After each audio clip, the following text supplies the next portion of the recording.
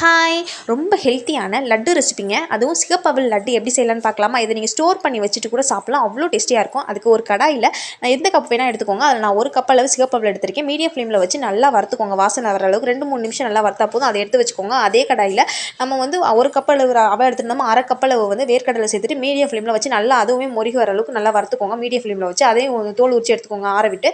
அதுக்கப்புறம் அதே கப்பில் வந்துட்டு அரை கப் அளவு தேங்காய் துருவல். நீங்கள் வந்து ஸ்டோர் பண்ணி சாப்பிட்றதுனால வறுத்துக்கோங்க, வதக்கிக்கோங்க. அப்படியே நீங்கள் ஒரு நாளே சாப்பிட்ருவீங்கன்னா வதக்க வேண்டிய அவசியம் இல்லை. அதுக்கப்புறம் நம்ம எடுத்து வச்சிருக்கிறத ஒன்று ஒன்றா ஆற விட்டு அரைக்க போகிறோம். ஃபஸ்ட்டு வந்து அவலில் 2 ஏலக்காய் போட்டு ஃபஸ்ட்டு ஃபைனாக அரைச்சிக்கோங்க. அதுக்கப்புறம் அதை எடுத்து வச்சுட்டு வேர்க்கடலையை வந்து பல்ஸ் மோடில் ஒரு 2 பல்ஸ் விட்டு லேசாக குறைன்னு அரைச்சிக்கோங்க.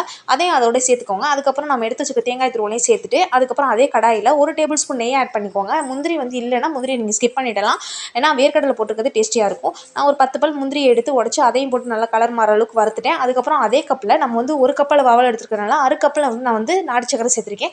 நீங்கள் இனிப்பு நல்லா சாப்பிடுவீங்கன்னா 3/4 கப் எடுத்துக்கோங்க. நல்லா வந்து தண்ணி வந்து அரை கப் அளவு தண்ணி விட்டு அரை கப் அளவு நாட்டு சக்கரைக்கு அரை கப் அளவு தண்ணி விட்டு நல்லா கொதி வந்தோடனே நம்ம எடுத்து வச்சுருக்க மாவு வந்து கொட்டி நல்லா கலந்துக்கோங்க. லோ ஃப்ளேமில் வச்சு நல்லா கலந்துக்கோங்க. அதுக்கப்புறம் லாஸ்ட்டாக வந்து ஒரு டேபிள் ஸ்பூன் நெய் ஆட் பண்ணிக்கோங்க. அதையும் நல்லா கலந்து விடுங்க. கலந்து விட்டுட்டு நம்ம எடுத்து வச்சுருக்க முந்திரியையும் வந்து லாஸ்ட்டாக சேர்த்துட்டு ஆஃப் பண்ணிடுங்க. ஸ்டவ்வை ஆஃப் பண்ணிவிட்டு நல்லா வந்து கை பொறுக்கிற சூடு வரும்போது நம்ம வந்து லட்டு பிடிச்சிக்கலாம். பிடிச்சிட்டு நீங்கள் ஸ்டோர் பண்ணி வச்சு சாப்பிட்றீங்க அப்படின்னா நல்லா ஆற விட்டுட்டு ஏர்டைட்டான கண்டெய்னரில் போட்டு ஸ்டோர் பண்ணி சாப்பிடுங்க. அவ்வளோ டேஸ்டியாக இருக்கும். இது போல் ட்ரை பண்ணி பார்த்து எப்படின்னு சொல்லுங்கள். அப்படியே நம்மளோட சேனல் மறக்காம சப்ஸ்கிரைப் பண்ணிக்கோங்க. அடுத்த வீடியோவில் பார்க்கலாம். பாய்.